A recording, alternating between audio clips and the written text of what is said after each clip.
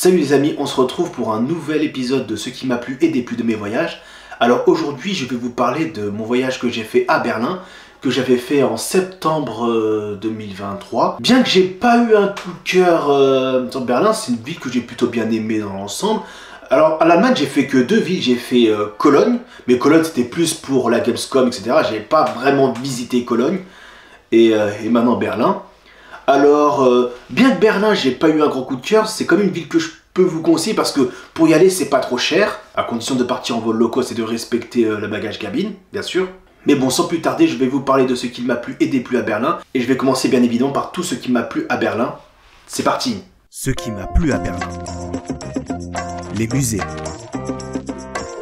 Alors le premier truc qui m'a plu à Berlin, c'est les musées. Alors certes, la plupart s'est concentré autour de la Seconde Guerre mondiale, mais perso ça tombe bien car c'est un sujet qui me passionne.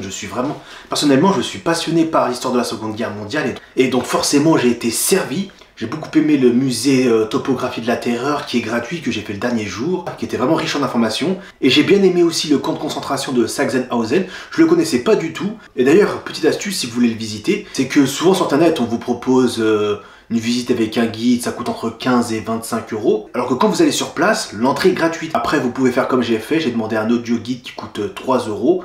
Et l'audio guide il était vraiment très bien, c'était vraiment très bien expliqué, pas besoin d'avoir un guide.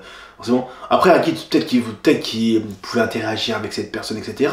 Mais bon, si vous voulez juste avoir des informations, l'audio guide est amplement suffisant. Même le musée de l'Allemagne communiste, j'ai plutôt bien aimé. Même si c'est vrai qu'il y avait énormément de monde et du coup, on se bousculait des épaules pour aller à tel endroit. Mais c'était quand même un musée assez intéressant du fait qu'on apprend beaucoup de choses sur quand les Allemands vivaient côté communiste. Car comme vous savez, il y a eu le mur de Berlin qui séparait le côté capitaliste au côté communiste. D'ailleurs, même le musée Anne Frank, il était plutôt sympa. Même si dans ce musée, beaucoup de choses ont été reprises du musée à Amsterdam, de l'annexe de Anne Frank à Amsterdam. Mais c'est sympa pour ceux qui n'ont pas fait Amsterdam. Les kebabs. La deuxième chose qui m'a plu à Berlin, ça peut vous paraître bizarre, mais c'est les kebabs. Alors je vous parle des kebabs, car on m'a souvent dit que les kebabs en Allemagne, ils sont meilleurs, c'est les meilleurs. Et je me souviens à l'époque quand j'en avais mangé à Cologne, je les ai trouvés bons, mais pas si fous que ça. J'ai préféré plus les kebabs de France. Et du coup, j'en ai mangé plusieurs en Allemagne pour en avoir le cœur net, pour voir si ça conforte sur ce que je pensais ou finalement c'est mieux. Et finalement, c'est mieux. Mais ils sont meilleurs par rapport à ceux de France. Alors, et pourtant, il n'y a pas de frites. Ils n'ont pas beaucoup de sauces comme on a en France. Nous, on a je ne sais combien de sauces. Eux, là-bas, de mémoire, je crois qu'ils en ont 4 sauces. Mais franchement, les 4, ça passe, c'est crème. Ils mettent plusieurs légumes dans le kebab, c'est pas limité à salade tomate oignon. Le pass Welcome Berlin. Le troisième et dernier point qui m'a plu à Berlin, c'est le pass Welcome Berlin. Alors pour ceux qui ne savent pas, c'est un pass qu'on peut prendre pour 24 heures, 48 heures, 72 heures. Et c'est un pass qui non seulement permet de prendre les transports partout dans Berlin, mais aussi d'avoir des réductions sur des musées, sur des attractions, etc. Et ça c'est plutôt un bon point. Moi j'avais pris 48 heures, ça coûtait 29 euros à l'époque, je sais pas si ça a augmenté depuis. Mais moi j'aurais dû prendre 72 heures finalement parce que le 48 heures plus un ticket 24 heures ça coûtait 39 euros. Et sur 3 jours le pass Welcome Berlin coûte 39 euros. Bon, j'aurais dû prendre pour 3 jours mais bon ça c'est qu'un petit détail. Et comme j'ai dit, on peut prendre les transports partout dans Berlin parce que mine de rien Berlin c'est vraiment très très grand, c'est vraiment très étendu. La plupart des villes que j'ai fait en voyage radin malin, les villes étaient... Ils étaient plus que faisables à pied, pas besoin de prendre des transports. Mais à Berlin, c'est vraiment très compliqué, tellement c'est grand, il y a trop de choses à faire, les endroits touristiques sont assez distants. Surtout quand je suis parti voir le camp de concentration de Sachsenhausen, là le pass m'a vraiment aidé parce que Sachsenhausen, il était vraiment loin. Et ça se trouve, j'aurais pris un ticket, ce serait pas rentable. Et là, ça m'a aidé. Et le ticket m'a permis d'avoir des réductions sur le musée Anne Frank, parce que le musée Anne Frank, à la base, il coûte 7 euros. 7 euros je crois, et je l'ai eu pour 5,25 euros. Et le musée Allemagne communiste aussi, je crois qu'il m'a coûté 7,35 euros au lieu de 10 euros, je crois, un truc comme ça, je me souviens plus très bien c'est quoi le prix de base, mais j'ai eu droit à des réductions, donc ça va. Après, je pouvais avoir des réductions sur les bus touristiques qui font le tour de Berlin, sur beaucoup d'autres trucs, mais bon, ça ne rentrait pas dans mon budget, donc voilà. Mais pour ceux que ça intéresse, le pass Welcome Berlin peut être sympa pour vous. Et voilà, je vous ai parlé de tout ce qui m'a plu à Berlin. Et donc sans plus tarder, je vais vous parler de tout ce qui m'a déplu à Berlin. Ce qui m'a déplu à Berlin. C'est sale.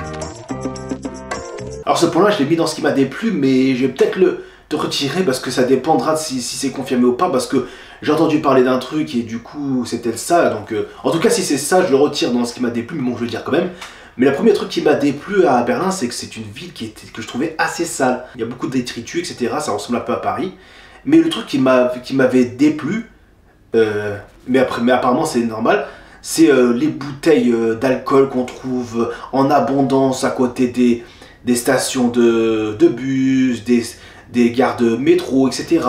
Et apparemment, d'après ce qu'on m'a raconté, c'est normal, car on m'a expliqué que les gens ils laissent des bouteilles vides dans les stations de bus, de métro, RER, etc. Les trains régionaux, vous m'avez compris. C'est pour que les gens puissent les réutiliser. Alors ça, si vraiment c'est un truc coutume des Berlinois ou des Allemands en général, je le retire des choses de ce qui m'a déplu à Berlin, car forcément, si c'est dans les coutumes, il faut respecter, c'est normal.